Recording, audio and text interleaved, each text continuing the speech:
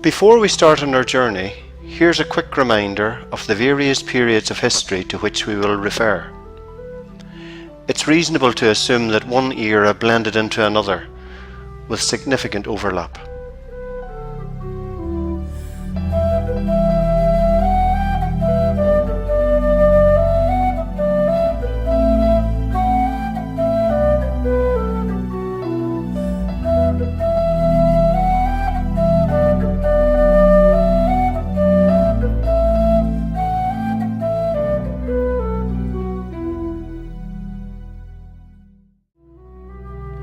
The Glens of Antrim, castles, culture, churches and crack. Fáilte go dtí na Glinchi Antrima. Welcome to the Glens of Antrim.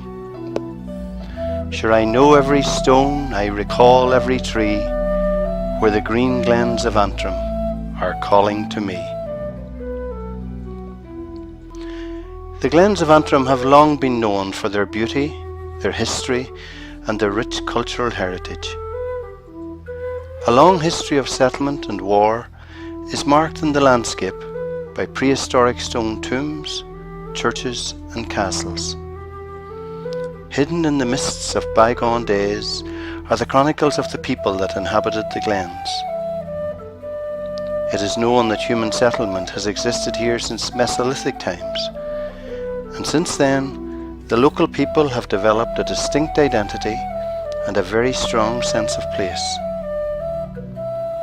What do we know about the people who lived here, say 40 centuries ago, or indeed 1500 years ago, or more recently? What can we learn from looking at the people who lived here long ago to help us understand who we, who live here today, really are? Join us for a wee while and we'll travel across country and through time, taking a look at places of special historical significance along the way. And we'll use these as stepping stones to take us from about 5,000 years ago up to the present day. As we focus on each of these places, think of the people who lived there, the pleasures and challenges of their way of life. And as we travel through time, we'll toast your eyes to some beautiful scenery and soothe your mind with some beautiful music.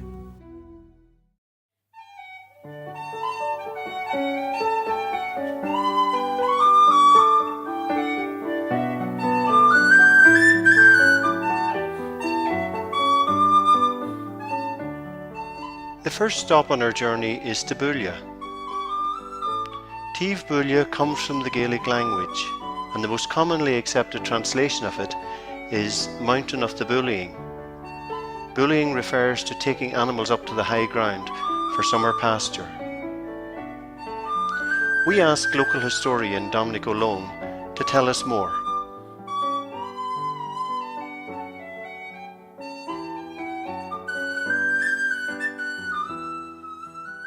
We're here at Bulla, where Stone Age workers stood some 6,000 years ago at least. What brought them here probably was this shale. You can see thousands of pieces lying behind us here. It would have been a kind of B&Q place for Stone Age people looking for scrapers and axe heads, but the shale had a problem. It was very brittle and broke quite easily. But Stone Age workers would have been quick to spot this blue stone here, a much harder stone, porcelainite. This hard blue stone's only found at Bulla here and on Rathlin at Brockley. It's not found anyplace else in Britain.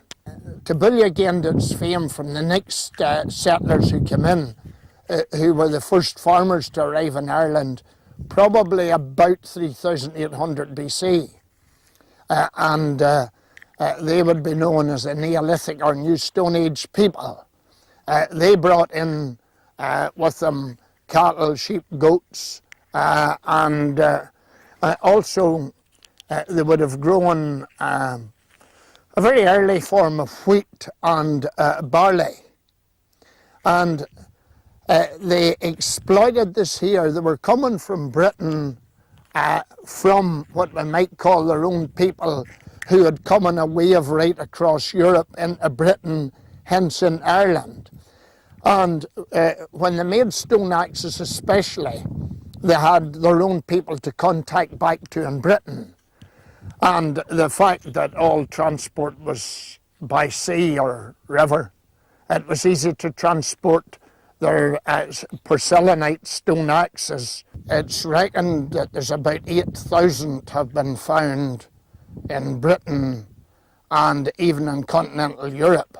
So you can multiply that several times to work out the scale of production that went on here and in the other site at Brockley at Rathlin. Now, if you were trying to estimate the spoil heaps there, and these people working with what picks deer antlers, which would be pretty tough going to mine this stuff or quarry this stuff, I would say it must have been over literally hundreds of years that they worked on this. So these Neolithic people, what about the Mesolithic people that were there? Well, they were either overrun and became a lower class, or else they were wiped out maybe. The Neolithic people probably developed a wealthy elite, and the proof of that would be in the megalithic graves such as Ossian's grave that were built. So they had to have a pretty cohesive society, or else an underclass virgin and slavery who would build monuments like Ossian's grave and all the other megalithic monuments that we have here in the Glens of Antrim.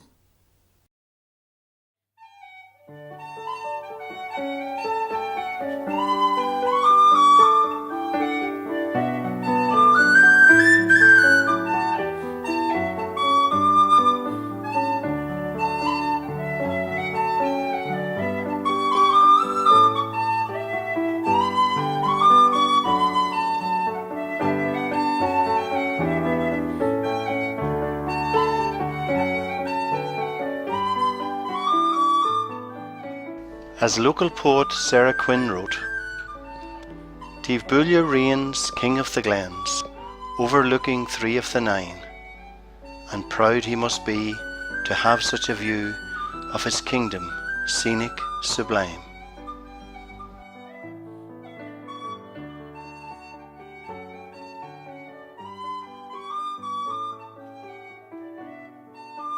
Let's move on now in our time capsule to the Bronze Age.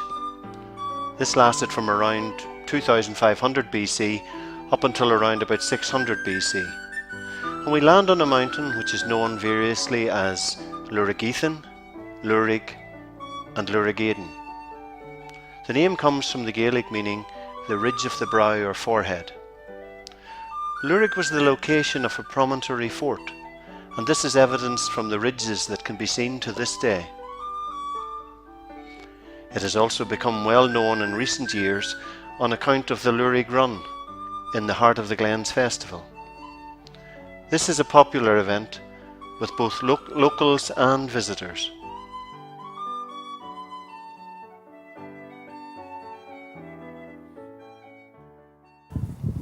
Could you tell us, Dominic, about the people who built this fort? Who was it that built it? When was it built? And what was the significance of it at that time?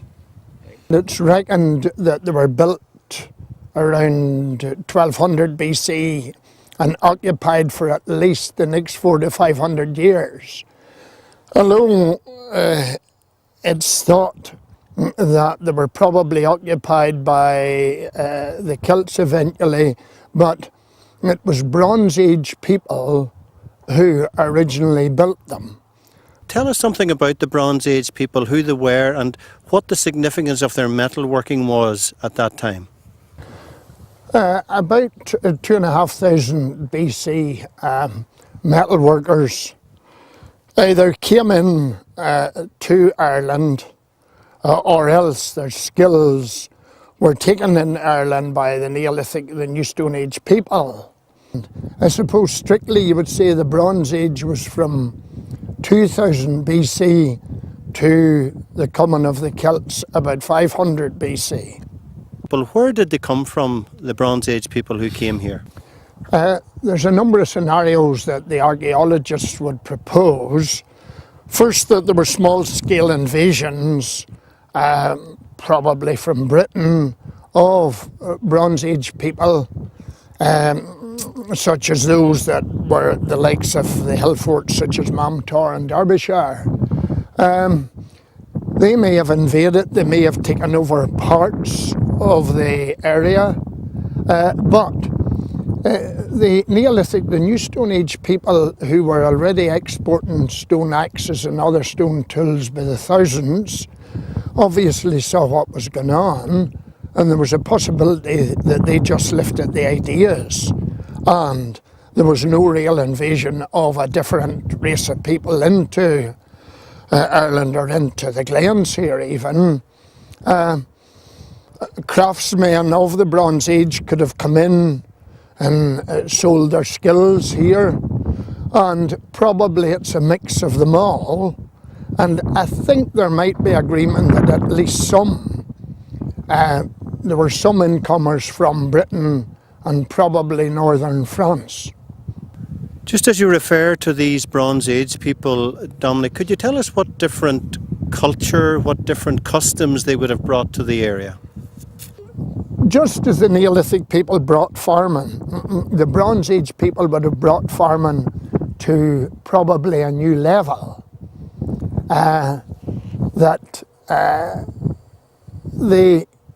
If we think of, say, the Kerry cow,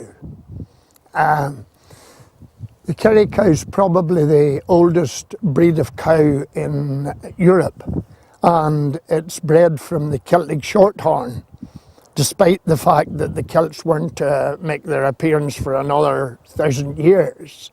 But the Kerry cow is still with us, bred from the Celtic Shorthorn of 4,000 years ago. So if the cattle can come down that long, then humans could maybe also come down that long. But there's a number of other things that did bring. Their bronze, obviously they could make far better weapons, far better swords. It's thought that maybe they preceded the Celts with their warrior elites, and that's what this here could be, a warrior elite kind of village. They also would have had dispersed settlements rather than this settlement here, everybody living up here. Probably it was only as a place of refuge, a place of prestige, a place for a communal gathering. Dominic, you mentioned that this settlement was inhabited for a certain period of time and then it was not inhabited. Does that mean it was abandoned or was it destroyed? What exactly happened to it? Well, I think that would depend on what terms the Celts came in Ireland around anything from 1000 BC to 500 BC. If they come in a warlike fashion, then it's possible they took it over, and the Celts never built any defensive settlements of their own. Their raths and castles weren't built at least 500 AD. So if they come in a warlike way, then they probably occupied these hill forts. But if Celtic ideas just arrived through trade, through interchange generally of people, then it may have been that there was no need for hill forts, and it could have been that there was a period when defensive forts weren't altogether necessary, but I think there's no general agreement on that. So I would suggest that for prestige purposes, possibly the Celts did occupy these hill forts sometime after either they displaced or integrated with the Bronze Age people.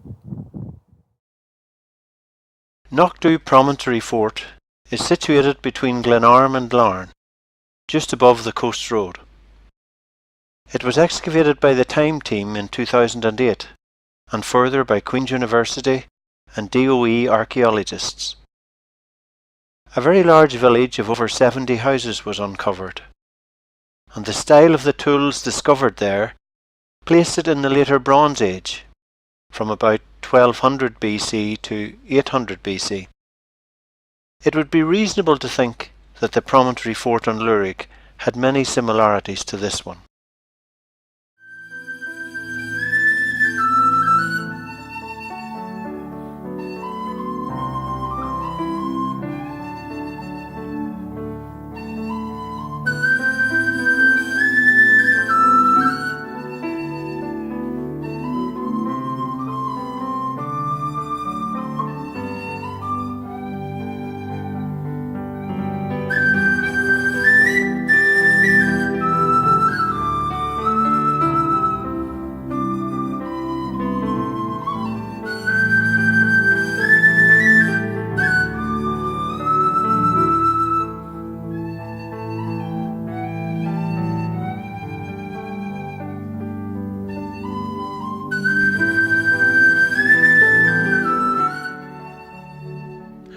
Moving on in time once more, we move northwards along the coast towards Torr Head and forwards through time as we pay a visit to Altnagore Cashel.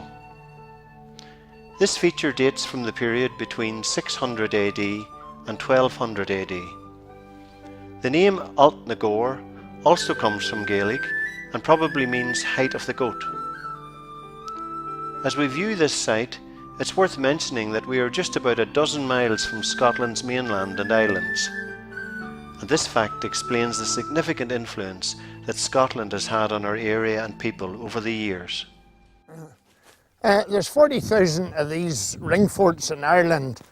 They're called ring forts, kind of general term, but they're not forts, most of them at all. Most of them would just be protective farmsteads, protecting the farmers and indeed their stock from wild animals like wolves at the time and from raiders.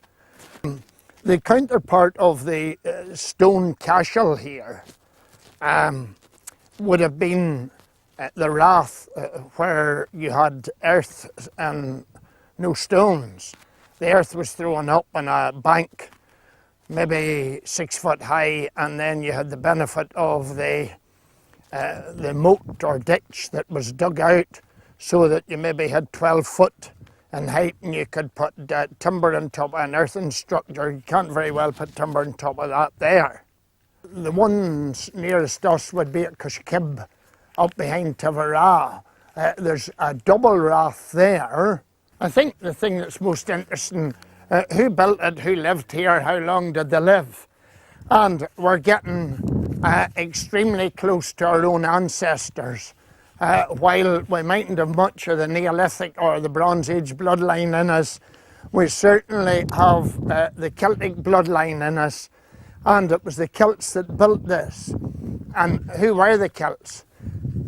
The Celts are said to have come to Ireland in large numbers from about 500 BC. It is thought that their influence maybe extends back as far as 1000 BC. They brought something that enabled them to more or less achieve mastery of all of Ireland, and that was iron. Bronze had to be cast in moulds. Obviously iron was much easier, much more available, and much easier to fashion into tools and weapons. These Celts, it was thought that they came in and overrun the whole place in their chariots, their horses and chariots, but it's now thought no, that this whole farming and iron tool making came in more as an influence than as an invasion. But again, it's a matter of opinion. The Celts didn't build these, it is thought, as of now, until at earliest 600 AD. And that raises a bit of a problem. Where were they defending themselves for the previous 1,000 years?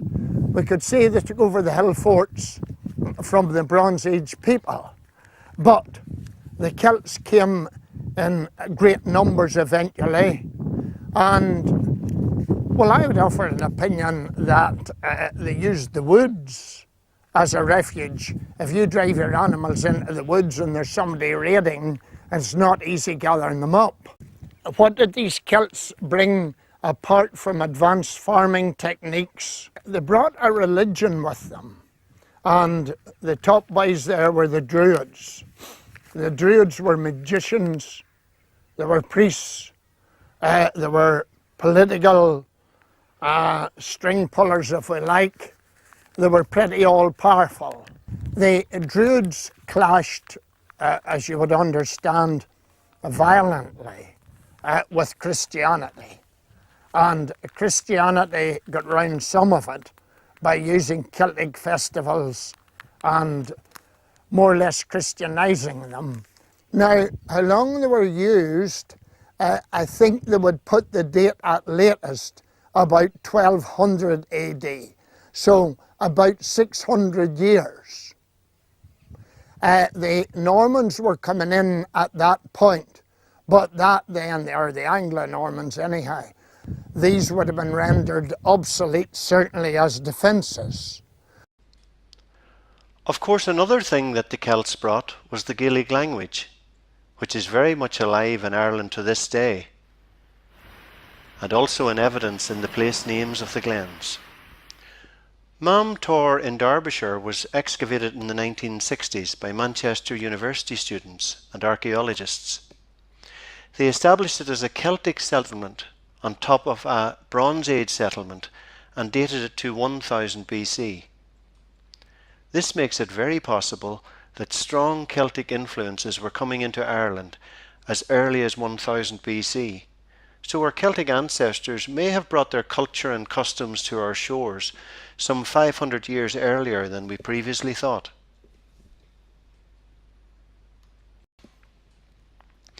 Slemish Mountain has strong associations with the beginnings of Christianity in Ireland in the middle of the 5th century AD. Over the next several hundred years, Irish Christianity developed along monastic and missionary lines, so much so that it became known as the land of saints and scholars. St. Patrick's Old Church in the Braid is one of the earliest Christian sites in County Antrim.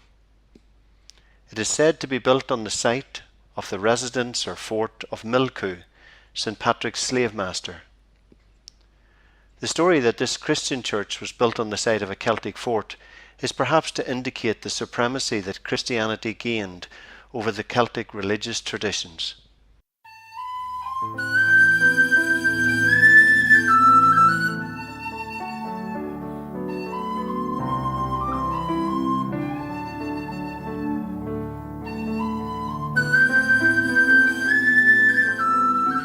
Here we are in Glen, meaning the Glen of Princess Taizé, who was the legendary Princess of Rathlin.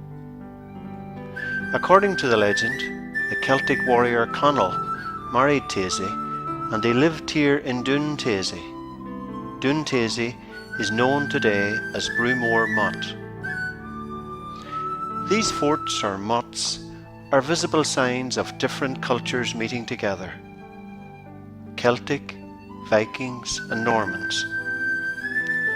The Anglo-Normans first arrived in Ireland around 1169, invaded Ulster in 1177, and by 1240 controlled half of Ireland.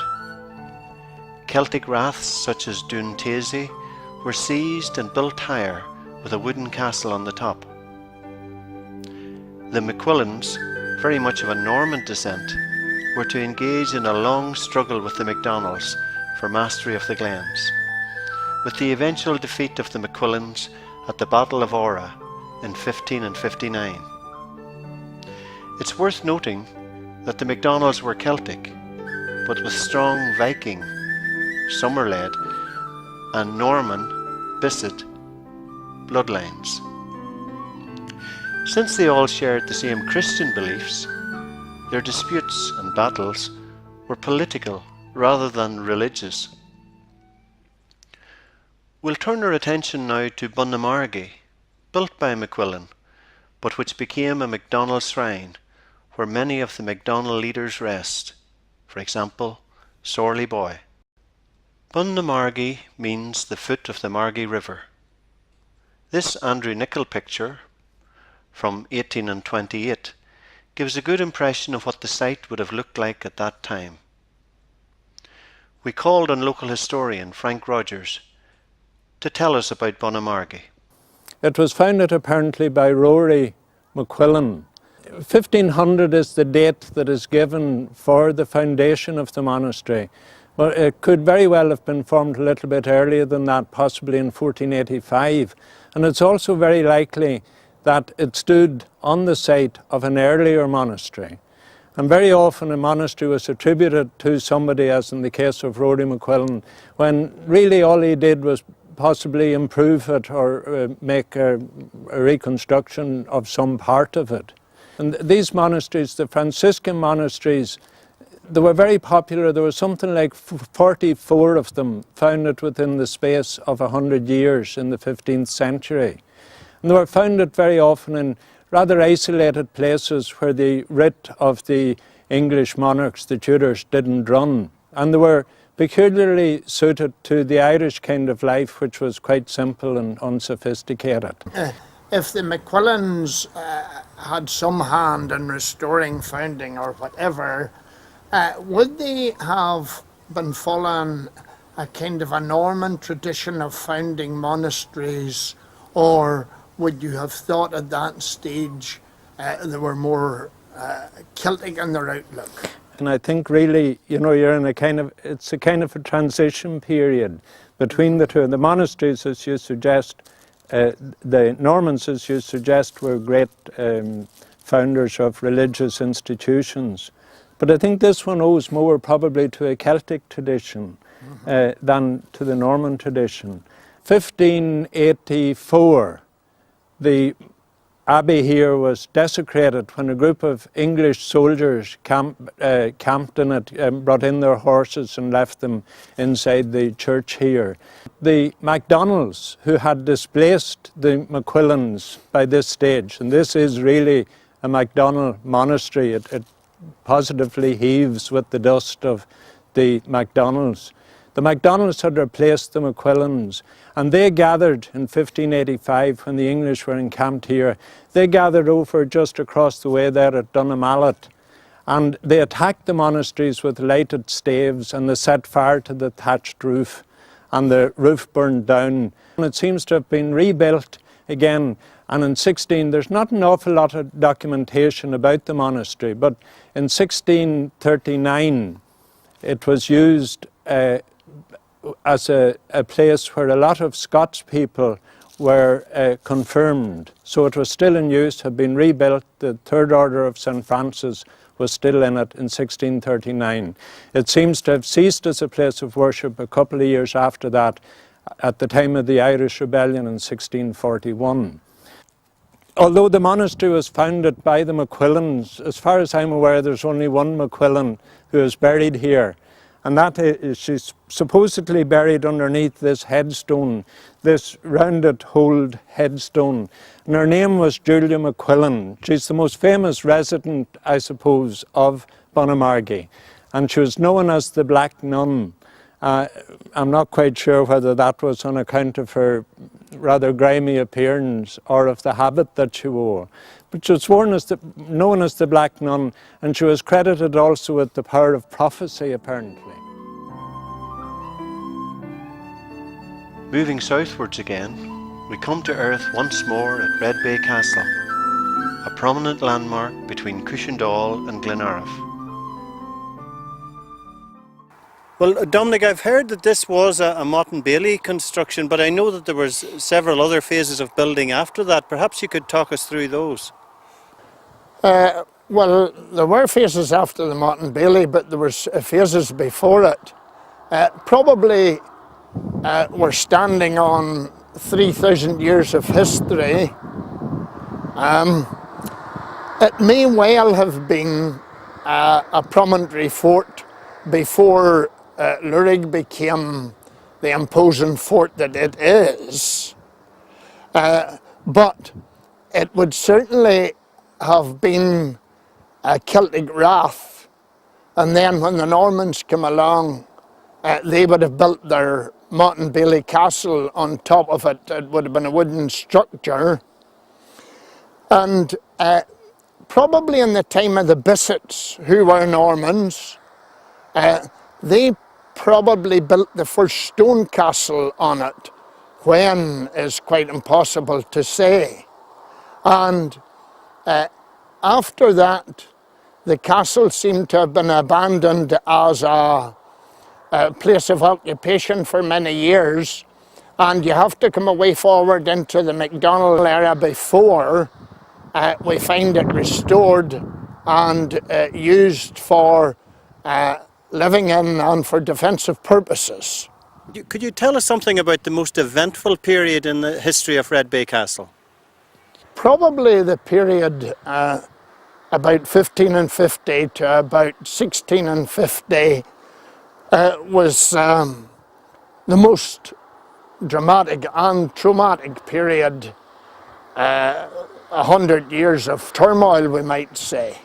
Older people in the area, maybe older people of the last generation, would have referred to it as a McQuillan Castle.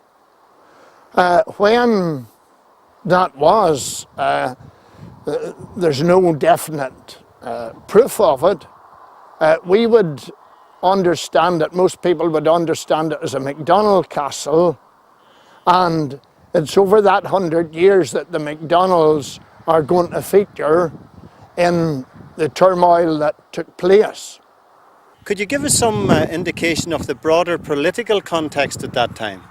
Well, after the MacDonalds defeated the McQuillans at the Battle of Orra, they had control of a territory stretching from Glenarm to the Ban, and they were determined to hold on to that territory. Shane O'Neill was determined to become Lord of Ulster, and the English were determined to subdue Ireland, and Ulster was their greatest problem. So the three of them, you might say, played games with each other. They had short-lived alliances one with another, and none of them ever trusted each other, with very good reason. Well, Dominic, what was the fate of Red Bay Castle then in the midst of all this conflict? Well, Shane O'Neill burned it down on his way to defeating the MacDonalds at the Battle of Glentazey. The MacDonalds, of course, bounced back, as they were to do many times, and they had their revenge when Shane came to Castle Cara to seek their help, and 2 years later in 1567 he was under severe pressure, having been defeated in a battle by the O'Donnells at the River Swilly. The MacDonalds murdered him at Castle Cara, and that, you would say, ended Shane's dominance for, well, it ended his particular dominance anyhow. Tell us something about why the castle was restored so many times. The MacDonalds restored the castle after attacks by the English and after attacks by Shane. But it really met its end when the MacDonalds sided with Charles I against Cromwell and Parliament. And the Cromwellian forces, they burnt Glenarm in 1642, and they knocked down the castle here in 1652. And the castle, while they had restored it on several occasions, and the last occupants were obviously kinsmen of the MacDonalds, were Stuarts, and it was never restored after the Cromwellian forces had destroyed it in 1652. So Dominic, how does Red Bay and all that history that surrounds it impact on the Glens people of today? Well, despite the MacDonalds being what we might call the wrong side every time, they opposed Elizabeth I, they opposed Cromwell, they opposed William of Orange, but they still managed to retain a large percentage of their territories. And as regards today, the names of the Highlanders who came with them as warriors, and then the names of the settlers who came in the early 1600s are still represents a huge proportion of the people in the Glens of Antrim today.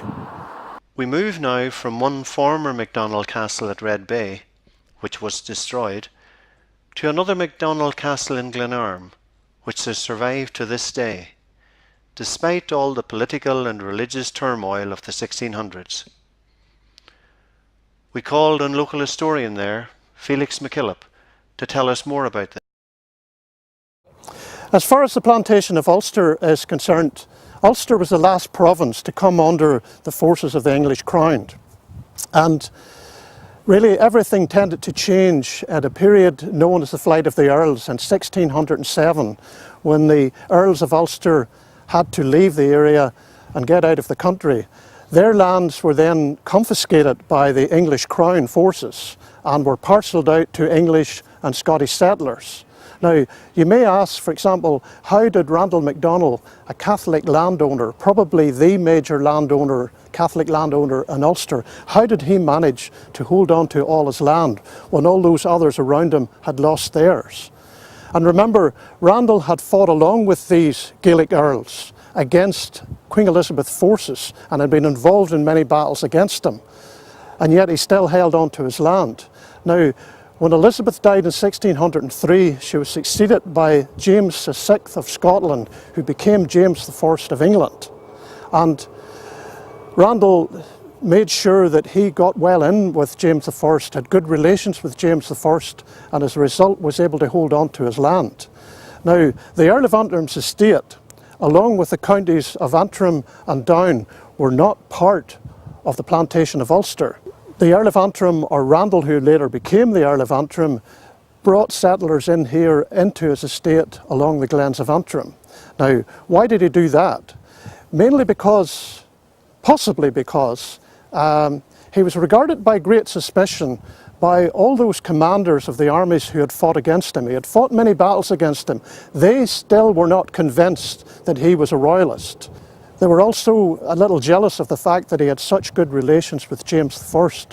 But what he decided to do, what Randall decided to do, was to look to lowland Scotland, to the people of Presbyterian stock, and he invited them into his estate here in the Glens of Antrim. Now, not only that, but in order to ensure that those Protestants were happy coming into a Catholic estate, he started repairing churches and started building new churches for the people who were coming in. Now, people who were coming in at that time, local names such as Hunter and Stewart and Gribben and Sayers and so on, all of those names of people who came in the early 1600s during that resettlement scheme, those names are still common in this area today, especially in the lower glens such as Glencloy and Glenarm that we're standing in at the moment. Over time, to pay off debts incurred by lavish lifestyles, The MacDonalds sold off large tracts of their land to various landlords. By the 1800s, landlords in the Glens included the Earl of Antrim, Turnley, Francis Ann Vane, Cuppage, McEldowney and Boyd. Several different commercial enterprises were initiated over the years in the Glens, including, for example, the coal and glass in Ballycastle, the iron ore in Glenariff and Glenravel. The coming of the railway to Parkmore was also an important development. Some of the industries were more successful than others, but one which had notable success was the limestone works in Carnlough, developed by Frances Anne, Marchioness of Londonderry. First supplies of limestone went out from here, from the Gurchin quarry behind us, in 1851. The limestone industry continued, and right up to the 1890s was really the peak of the limestone industry in Carnlough. At that time there was about 150 workers, men from the village, who were working in the quarries and the whitening mill and in the kilns. 150 men is a big percentage for a small village like Carnlough, so it was a big employer for this area. And as we look at the number of families living in Carnlough at the moment, some of them can trace their ancestry going back 4 or 5 generations who would have found work and were able therefore to stay rather than emigrate. They were able to stay in the area as a result of having worked in these quarries. Clearly the most important industry in the Glens has been agriculture, since the time of the landlord system. This was recognised by Francis Turnley when he bought over Cushendall in the early 1800s. He established 8 fairs to enable the local farmers to get good prices for their produce. Although the Glens did not suffer the worst ravages of the Irish famine in the mid-1800s and the mass emigration associated with it, the famine intensified opposition to the landlords throughout Ireland, and various land acts from 1870 culminated in the Wyndham Act, whereby tenants could purchase their holdings. In the Glens, the traditional pattern of housing development was in clachans, and the distribution of farmland gave rise to the term ladder farms.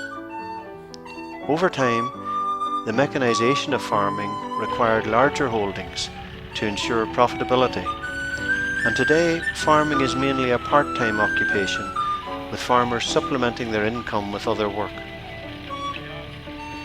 There was also a strong tradition of seafaring in the Glens over the years. Nowadays there's a much wider range of occupations which all help to sustain the community. In the Glens, the Irish proverb "Ar scach a chéile a bhfuireann na daoine" is very appropriate. People depend on each other. Tourism represents another important industry for the Glens, and has been since the opening of the Antrim Coast Road in the 1830s.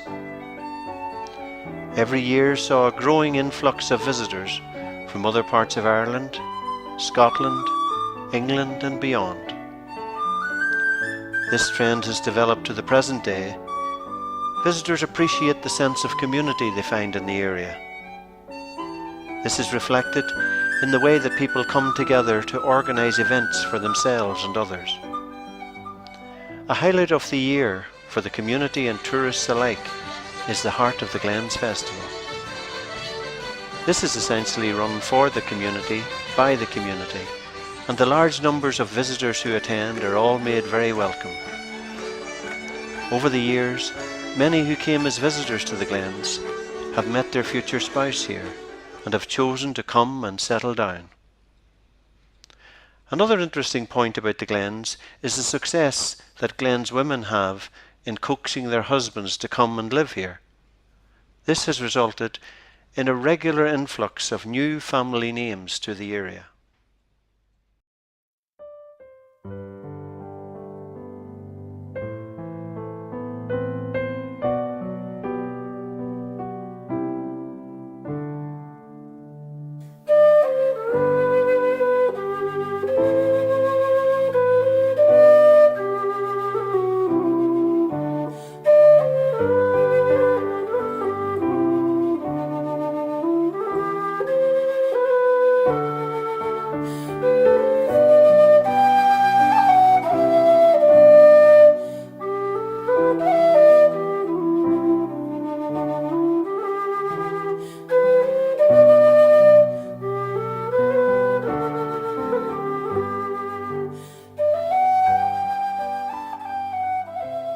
The blue hills of Antrim I see in my dreams, the high hills of Antrim, the glens and the streams. In the sunlight and shadow, in weal and in woe, the sweet vision haunts me wherever I go. Well, what does all we have seen tell us about who we who live here today really are? We are undoubtedly a mixture of many cultures and influences. Of course, we should view this as a process of enrichment rather than dilution. However, unless you can trace your roots back about 4,000 years, let's just accept that you're probably a runner, a blow-in.